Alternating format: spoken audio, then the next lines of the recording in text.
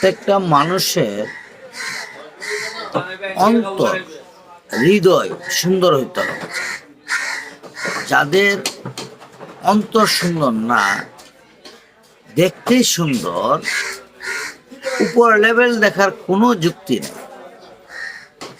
আমরা উপর দেখি তাদের ব্যাপারে বিতর্কত না জেনে অনেক কিছু করে ফেলি।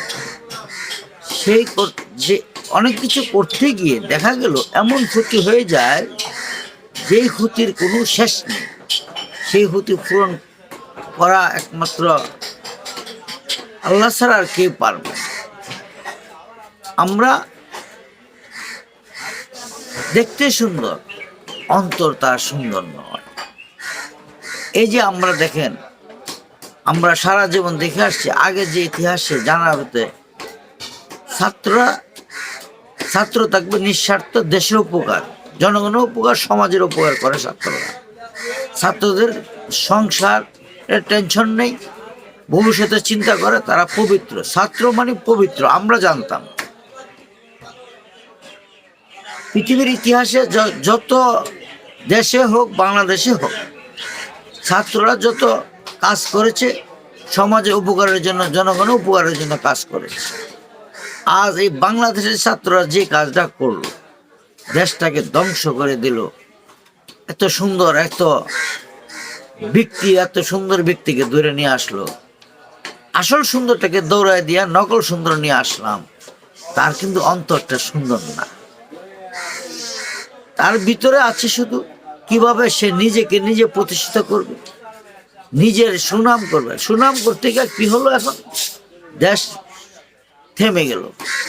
প্রত্যেকটা মানুষের ঘরের পরিস্থিতি যদি আপনারা জানেন, আপনারা গিয়া দেখুন, বুঝুন কি পরিস্থিতি দেশে। ভাত খেতে পারছে না। আবেগ আর বাস্তব কিন্তু এক জিনিস না।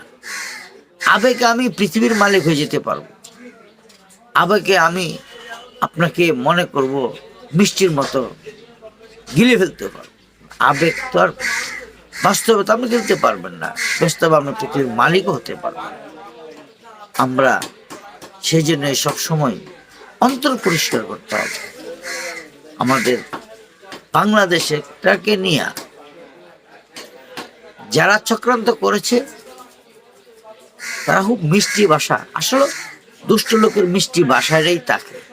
সেই মিষ্টি ভাষায় আমরা জর্জরিত হয়ে গেলাম। আজকে আমাদের দেশের পরিস্থিতি এত ভয়ানক, ভবিষ্যতে কি হবে আল্লাহ ভালো জানে।